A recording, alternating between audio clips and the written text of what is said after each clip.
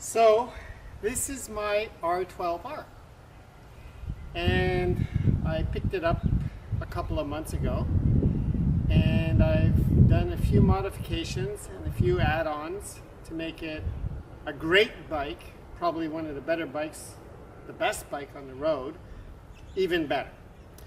So let me show you what I've done. First of all is my side plates, my panniers.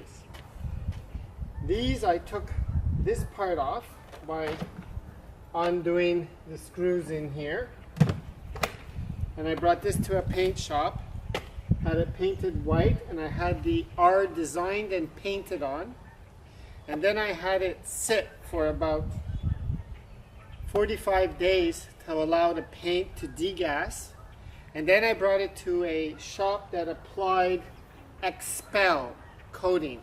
So this is a coating that protects the paint finish that's on top of this, that's self-healing. So when rocks or bugs hit it, if there's any scratches, you clean off the bugs, obviously.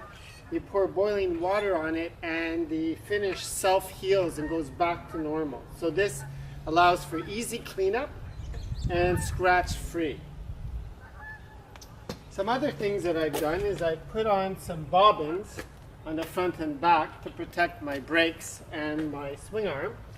And you say, well, what's the point of that when you have these bags? Well, when I take courses or when I go on the track for courses, I obviously take the bags off. So they become very useful in that scenario. I've also added a guard to my engine here and a radiator guard here. So this protects what I think is important. I've added a slightly taller windscreen to protect me on the highway. And then what I've done is I've added a mini horn and a set of Denali lights front and back with what's called the CAN Smart system. The CAN Smart system is excellent. It goes right into the CAN Smart of the bike. So it knows what speed we're going, whether it's night, whether it's day. It knows if we're accelerating, decelerating. So this software you can program into the CAN bus system. So you can program it in a multitude of ways. You could have actually two sets of light on the front if you like. The horn and the backup light all connect to the CAN Smart. So for example, one of the nice things is you can control the CAN Smart with your left-right turn signal by pushing it in to cancel, and holding it for 3 seconds or 4 seconds will turn the lights off or turn them on again. Also, the rotating dial here, if you pull it to the left and hold that for 4 seconds, then you can control the brightness of your front lights from 0 to 100% intensity.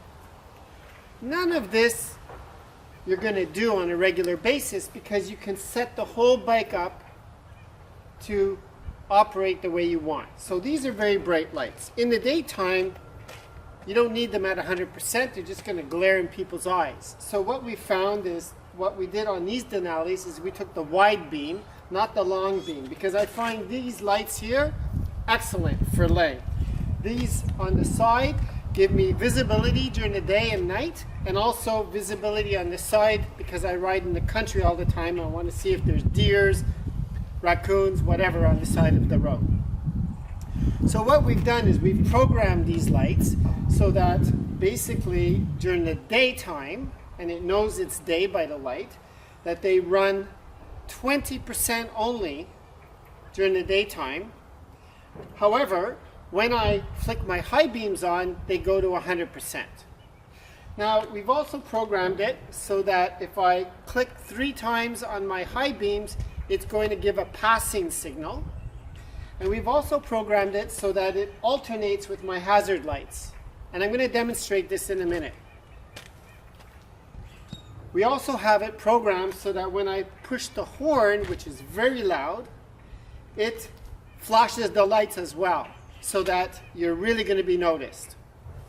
In the back, we have the additional red lights, and then what happens is when we punch the brakes, then the lights flash brighter.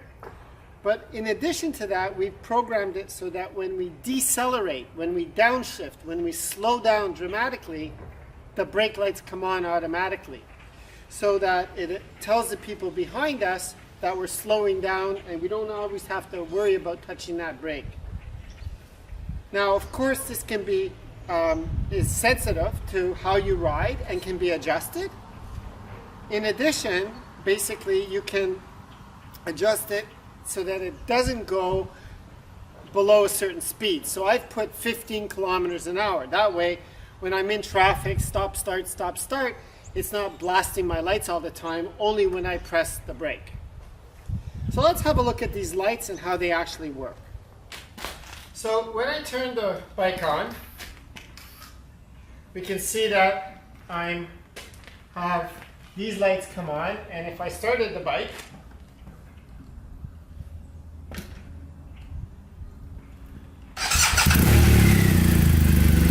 can see that I have my lights. If I put on my hazards, you can see how they interchange. If I turn on my high beams, you can see how they brighten up. Okay? Pretty cool, right? This is the one I like the best. It's my passing. 3 clicks on the high beams. 1, 2, 3. That allows people to know when I'm passing. Now, my horn. So when you connect this horn to the CAN Smart, it not only works, but the original horn works as well. So it's very loud. You ready for this? You can see, as long as you're pressing the horn, these lights will flash. Really gets you noticed. Let's have a look at what goes on in the back. Running lights. Brake.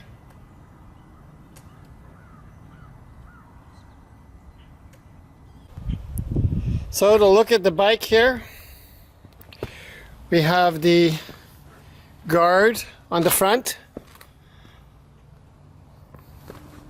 by Evotech. We have the engine guard.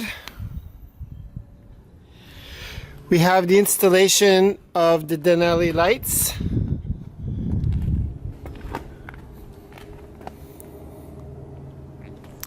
And we, of course, have a name, and if you don't know what that name is, look it up to Paul, Star Trek Enterprise.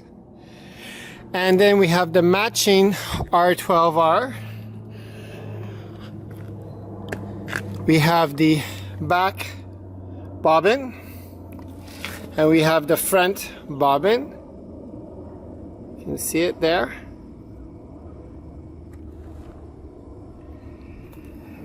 And overall, she's a beauty. So in the back, we installed the additional Denali light here.